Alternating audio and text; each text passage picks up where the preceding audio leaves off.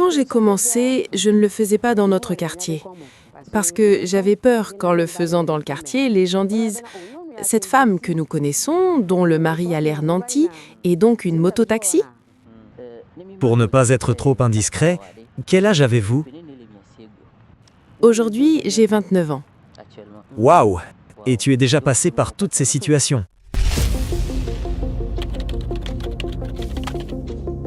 Alors bonsoir les gars, j'espère que vous allez très bien. Aujourd'hui je suis à la plage et je suis accompagné d'une dame assez puissante, je dirais. C'est une personne dont l'histoire regorge assez de leçons et qui démontre assez de courage de sa part. Et elle a accepté partager cette histoire avec nous. Comment je l'ai découvert? C'est moi-même qui l'ai contacté. J'ai découvert son commentaire sous une vidéo sur internet et en l'écrivant, elle a accepté de pouvoir partager son histoire avec la communauté. Alors j'aimerais déjà qu'on puisse l'applaudir en commentaire. Donc sans tarder, je vais me tourner vers elle et nous allons démarrer la discussion. Tata, bonsoir. Oui, bonsoir. Comment allez-vous? Je vais très bien. S'il vous plaît, pouvez-vous nous donner votre nom? Je m'appelle Aïda. Ok. Vous avez fait un commentaire sous une vidéo dans laquelle nos frères ouvriers se plaignent de leur souffrance, et vous avez dit que vous faites du taxi-moto avec votre moto Dubai Dam.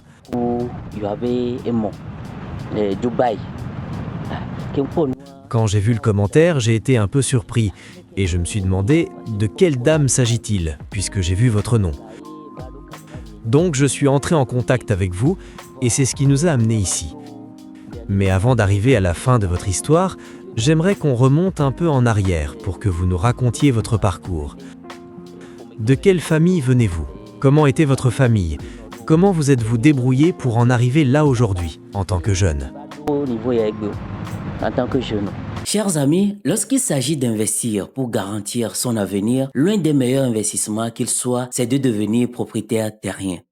On n'en parle pas souvent, mais ce sont de tels investissements qui garantissent un sommeil tranquille et doux à certains vieux pères de nos jours. Et pour ce faire, je me propose à vous pour mettre à votre disposition des meilleurs produits à des prix raisonnables. Que vous soyez jeune ou parent, c'est le bon moment pour faire le meilleur investissement de votre vie. Par exemple, l'État togolais a lancé depuis l'année dernière un vaste projet de construction d'un nouvel aéroport dans la zone de Thiévié-Batopé. Et je peux vous rassurer que ce projet est en pleine progression.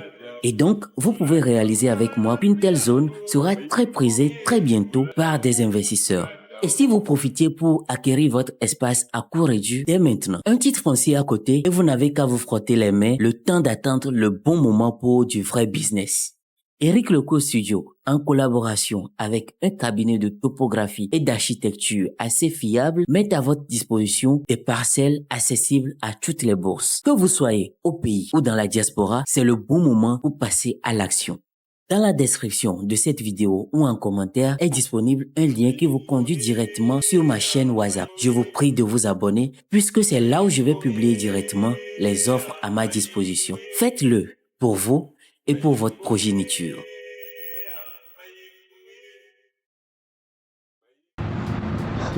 Madame. Je vous remercie beaucoup pour votre question. Ce que je peux dire, c'est que mon parcours a été marqué par de nombreuses souffrances.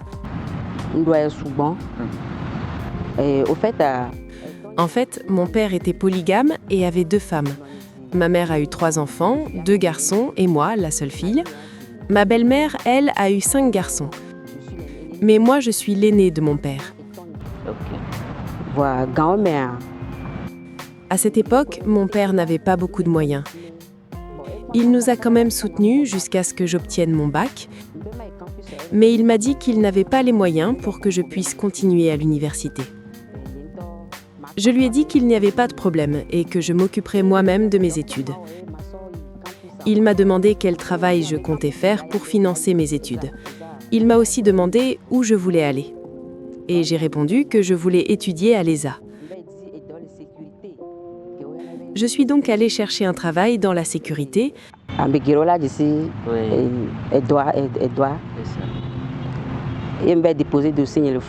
J'ai déposé mon dossier et 2 jours plus tard, j'ai été appelée. Nous avons suivi une formation et après cela, j'ai été recrutée. J'ai donc commencé à travailler. On m'a assigné un poste, je devais assurer la sécurité en levant la barrière et en fouillant les véhicules qui entraient.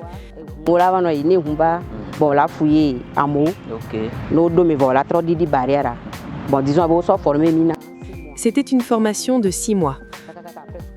Ensuite, on m'a changé de poste. En fait, les postes étaient attribués en fonction du niveau d'études.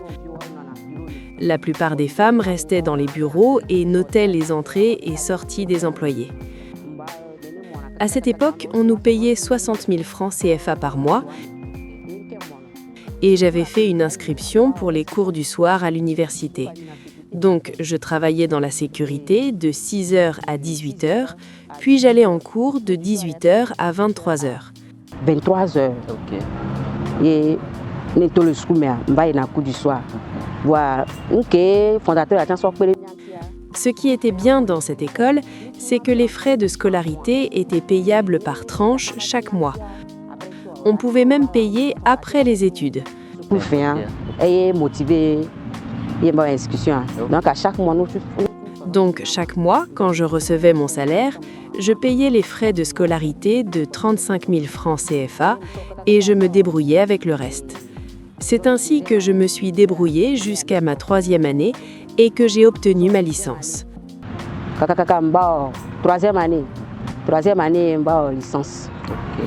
Bon, licence qui m'a parcours, licence bénie. Bon, bac pas ben en bas. Mais je constatais que c'était extrêmement fatigant de travailler et d'étudier en même temps.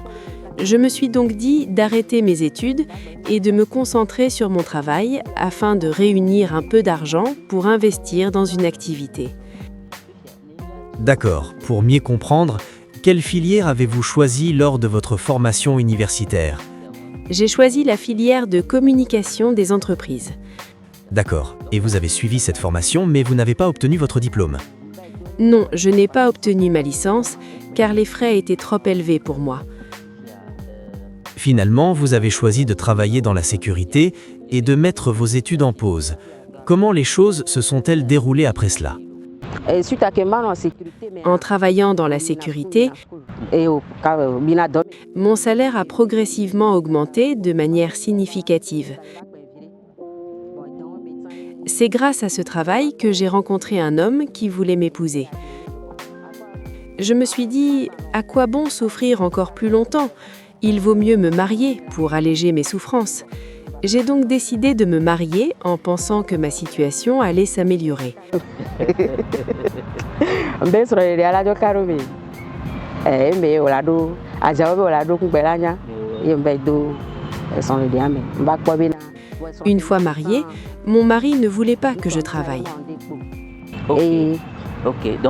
Donc, il voulait que vous restiez à la maison en tant que femme au foyer. Exactement. Lui-même pourvoira à tous nos besoins. Si nous devons comprendre l'intention de votre mari, ce n'était pas par jalousie ou par peur que vous soyez infidèle en allant travailler.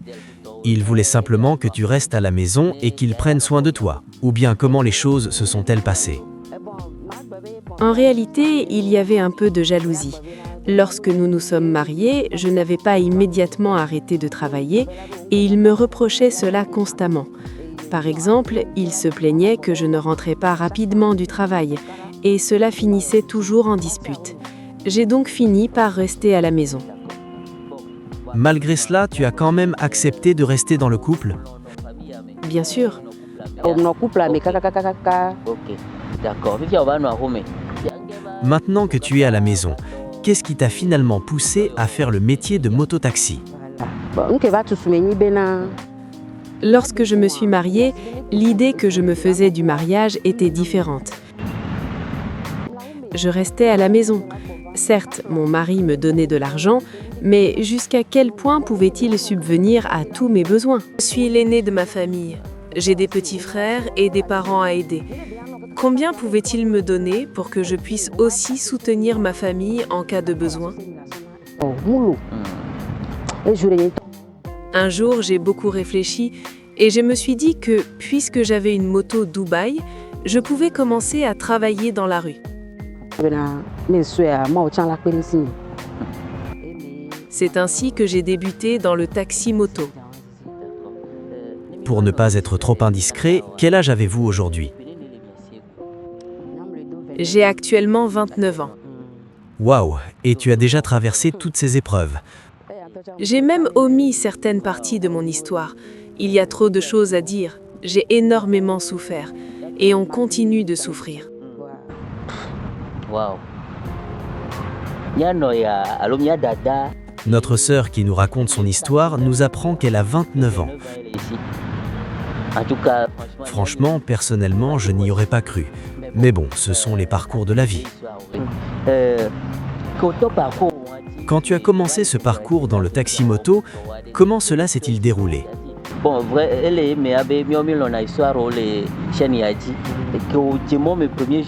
Quelle stratégie as-tu adoptée les premiers jours?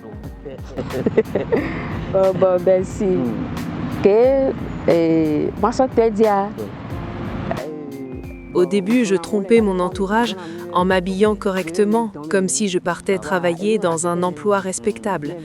Je mettais d'autres vêtements dans mon sac et je me changeais en cours de route. Je portais un cache-nez, un casque. En fait, je me camouflais. Au départ, je ne travaillais pas dans mon quartier ou dans les endroits où l'on pouvait me reconnaître. J'avais peur et honte que les gens disent « Cette femme que nous connaissons, dont le mari semble aisé, est devenue moto-taximan » ou alors qu'ils pensent que mon mari ne prend pas soin de moi. C'est pourquoi j'allais travailler loin de mon quartier. Donc, vous alliez en centre-ville. Oui, exactement. Ok. Imaginons le premier jour où vous êtes arrivé sur le terrain. Vous rappelez-vous de votre premier client? Bien sûr, quand je suis arrivée sur le terrain la première fois, ça n'a pas été facile. Quand j'interpellais les clients, ils croyaient que je plaisantais. Un jour, je devais emmener un client à Akodesawa.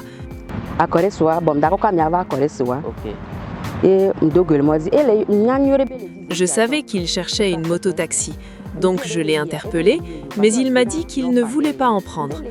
Pourtant, au même moment, je l'ai vu interpeller un autre taxi-moto. Alors je me suis approchée de lui et je lui ai demandé « Grand frère, tu veux prendre un taxi-moto, non ?» Il m'a demandé si je faisais réellement du taxi-moto avec une moto Dubai Dam. Je lui ai répondu que c'était bien le cas. C'est ainsi que je l'ai transporté jusqu'à Akodesawa. Une fois arrivé, il m'a demandé si c'était vraiment mon métier. Je lui ai répondu que oui. Il m'a alors dit que ce travail était trop dangereux pour une femme, que je risquais ma vie. Je lui ai répondu que ça allait et qu'il ne devait pas s'inquiéter pour moi. Pendant le trajet, j'ignorais que la course coûtait 1000 francs.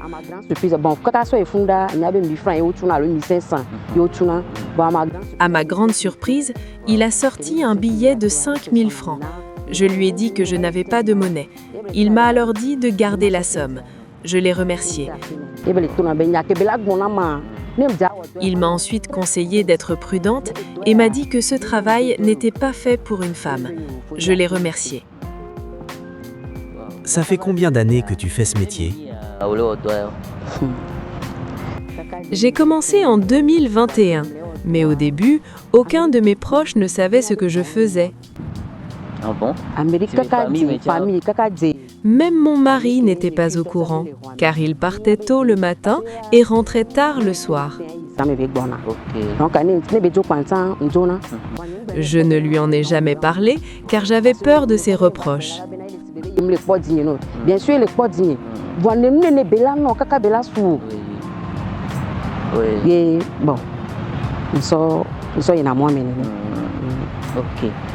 Finalement, est-ce qu'il a fini par l'apprendre ou va-t-il le découvrir à travers cette vidéo? Non, il a fini par l'apprendre après 2 ans. Et quand il l'a su, ça n'a pas été facile pour moi.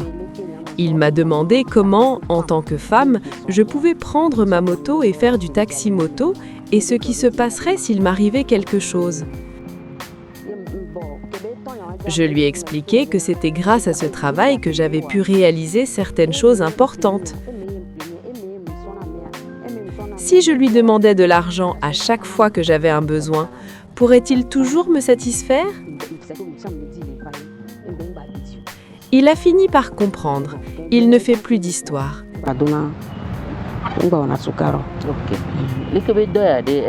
Ce travail te rapporte-t-il assez d'argent? Comment sont tes revenus?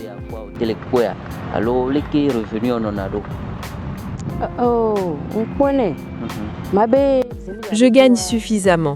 Je peux dire que ce métier est bien et en tant que femme, j'ai beaucoup d'atouts. Quand les gens ont su que c'était mon métier, j'ai même donné mon numéro à certains clients qui réservent parfois mes services. Par jour, je peux gagner entre 10 000 et 15 000 francs, parfois jusqu'à 25 000 francs. Quand je travaille peu, je gagne entre 5 000 à 7 000 et parfois 8 000 francs. D'accord. Ok. Tu travailles tous les jours ou tu as un emploi du temps? Non, je ne travaille pas tous les jours. Je travaille les mardis, jeudis et samedis. Et les autres jours, que fais-tu? Les autres jours, ce métier n'est pas mon seul travail.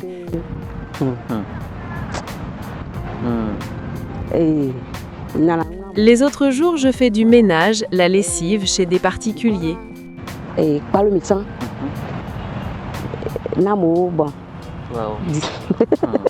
Du courage. Du courage. Wow.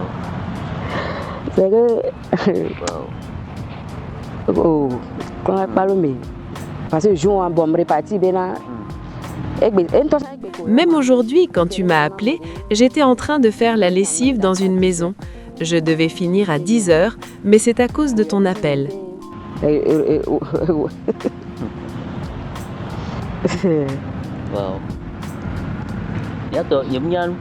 Chers spectateurs, je ne sais pas ce que vous ressentez en voyant cette vidéo. C'est indescriptible. Parce que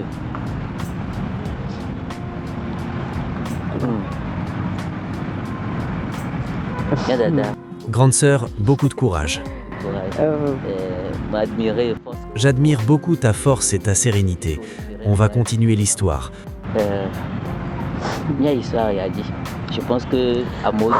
Je pense que les gens doivent tout savoir. Donc, tu fais aussi la lessive et tu nettoies les douches chez des particuliers. Pourtant, quand on voit des personnes qui font ce genre de travail, on les considère souvent comme illettrés, ou alors on pense que cette personne n'a pas pris soin de sa vie. Si tu vas chez des gens pour faire ce type de travail, parfois on peut te mépriser. Quand ces situations arrivent, comment les gères-tu ? Parfois, quand tu arrives chez certaines personnes, ils te regardent comme si tu étais une grande nécessiteuse, comme si sans eux, tu ne trouverais rien à manger de la journée.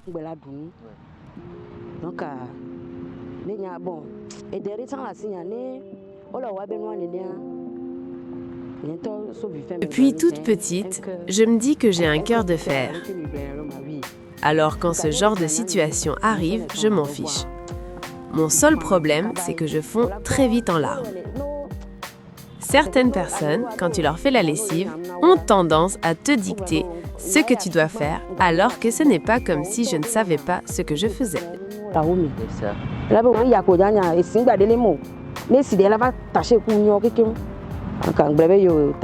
J'accepte quand même leurs injonctions, mais une fois seule, je me demande pourquoi moi ? Pourquoi moi? Je me dis, pourquoi non? Certaines personnes avec qui j'ai étudié ont réussi aujourd'hui. Quand je les croise dans la rue, je me cache pour qu'ils ne me voient pas dans cet état.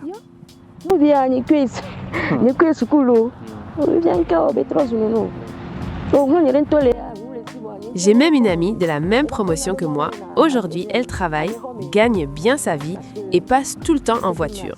Mais moi, je me cache pour qu'elle ne me voie pas. Je me demande quand, moi aussi, je pourrais être libre un jour. Je continue de me battre en me disant qu'un jour, je m'en sortirai.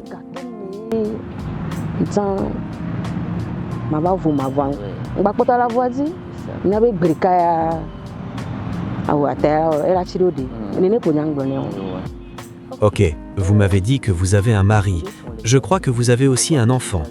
Oui, j'ai des enfants. Combien d'enfants avez-vous?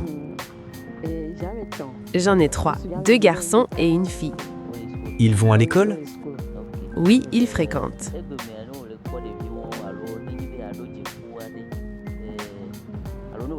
En voyant tes enfants, quels conseils aimeriez-tu leur donner concernant leur choix de vie future? Voilà. Merci pour la question.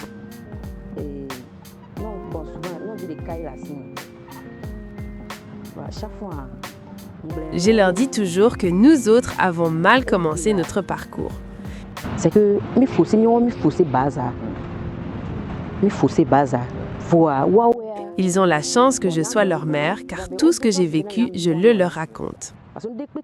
Même quand je reviens du boulot, je leur parle de ma journée et des difficultés que je rencontre. Je parle très souvent avec eux. Donc, ils sont au courant de tes métiers. Bien sûr, je dis même des choses à mes enfants que mon mari ne sait pas. À notre époque, on ne nous expliquait pas suffisamment les choses. On croyait que l'école était la seule option. Bien trop tard, on a compris qu'en plus d'aller à l'école, il fallait apprendre un métier. Je leur dis que je ne veux pas qu'ils vivent les mêmes difficultés que moi. Et donc, on a vécu. Bien sûr, une school là, mais donc on a pour moi. Oh, et ben là, fini au bien.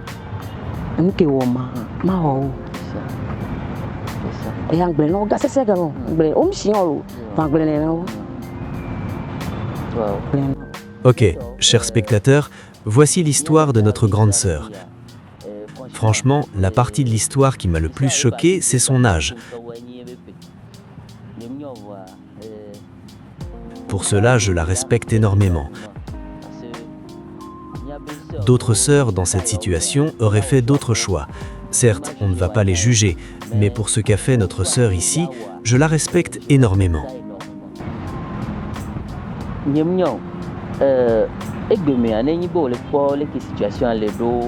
Bon, c'est vrai que papa En voyant la situation aujourd'hui, c'est vrai que tu es toujours au foyer, mais comment planifies-tu ton avenir? Je dirais que j'ai toujours de l'espoir et je crois fermement que demain sera meilleur. Je sais que si je me bats, si je prie, forcément, cela viendra.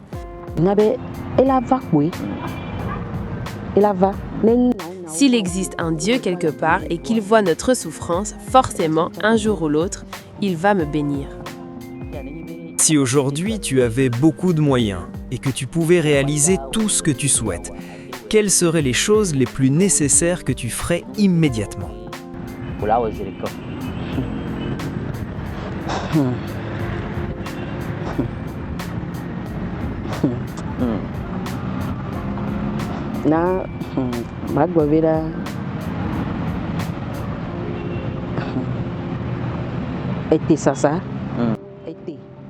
Moi-même, je suis originaire de Bassar. J'aimerais aller dans ma localité, acheter des lignames et la livrer aux gens ici à Lomé. C'est mon projet, ramener des camions d'ignames pour les revendre. Projet Kento la signé. Ma deux les bougan mais à suivre fille. Alors, amène à moi quoi. Des projets. Et du côté des études? Du côté des études, on a suffisamment fréquenté et aujourd'hui, on est à la maison sans rien en faire.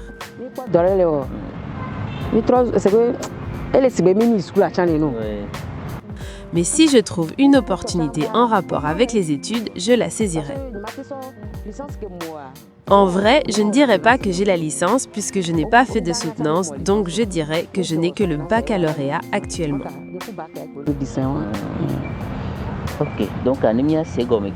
Donc, si aujourd'hui tu avais suffisamment de moyens, tu voudrais te lancer dans le commerce et tu sais même quel produit tu aimerais vendre? Ok, je crois que Dieu t'aidera. Moi aussi, je souhaite que la prochaine fois que nous nous verrons, ta situation ait changé pour le mieux.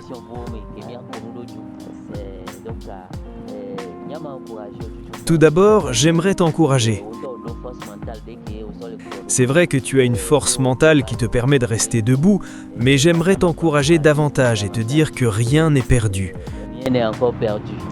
Et Peut-être que certains membres de ta famille, tes petits frères et sœurs, n'ont jamais été au courant de ta situation et viennent de l'apprendre à travers cette vidéo. Qu'aimerais-tu leur dire ? Oui, exactement.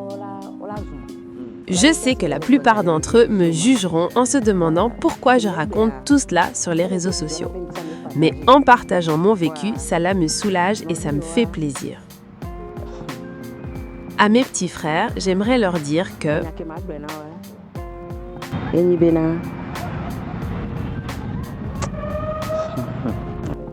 je ne sais même plus quoi leur dire.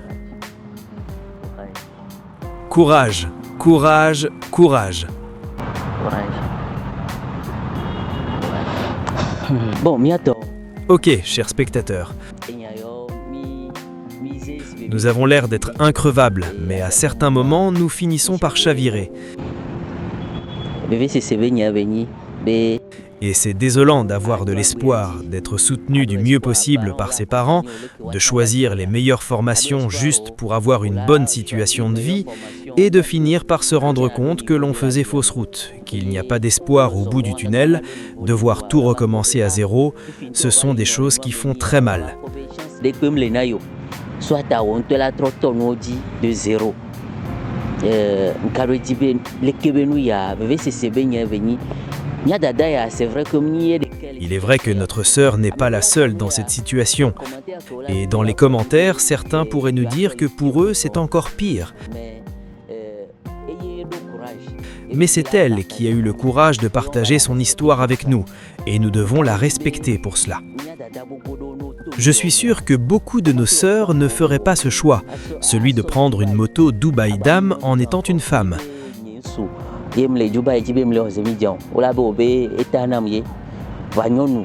Vous imaginez tous les dangers qu'elle brave à chaque course ? Nous avons déjà reçu des conducteurs de taxi-moto sur cette chaîne, et ce qu'ils nous ont raconté fait très peur. Ce qui montre sa détermination, c'est que, même en étant mariée, elle n'a pas attendu que son mari subvienne à tous ses besoins. Elle s'est dit qu'elle mettrait la main à la pâte pour aider son mari. C'est ce qui l'a poussée à se lancer dans ce type d'activité. Ne pas se limiter au taxi-moto, mais aussi faire du ménage chez des particuliers. Rien que pour cet engagement personnel, elle mérite nos félicitations. Je ne sais pas quels mots d'encouragement vous aurez pour elle, mais laissez-les en commentaire. Elle les lira et cela la boostera et lui donnera plus de force. Elle a des enfants, c'est une maman modèle. Et peut-être qu'avec un peu de chance, sa situation pourrait s'améliorer. Elle nous a partagé son projet d'avenir et j'aimerais que nous prions pour qu'elle puisse le réaliser. Quelle que soit la situation, elle reviendra sur cette chaîne pour nous en parler. Peut-être avez-vous un mot de fin que vous souhaitez partager avec nos abonnés ? Mon mot de fin, c'est que même si aujourd'hui tu n'as rien, lève-toi et va chercher. N'attends personne car personne ne le fera à ta place. Il faut se motiver avant que quelqu'un ne t'aide. Et j'aimerais dire à mes semblables, aux femmes, de se battre, de chercher pour elles-mêmes.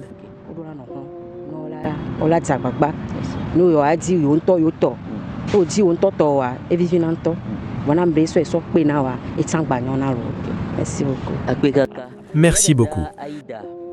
Voilà l'histoire de notre sœur Aïda. Elle porte en elle une grande sagesse et cela se voit dans sa manière de parler. Vous aussi, si vous avez une histoire que vous aimeriez partager avec nous, c'est à vous de décider. Peut-être ne souhaitez-vous pas montrer votre visage, ou peut-être que si. Cette émission est une forme de thérapie pour certaines personnes. Partageons notre vécu avec les autres, les encourager et alléger les fardeaux que nous portons.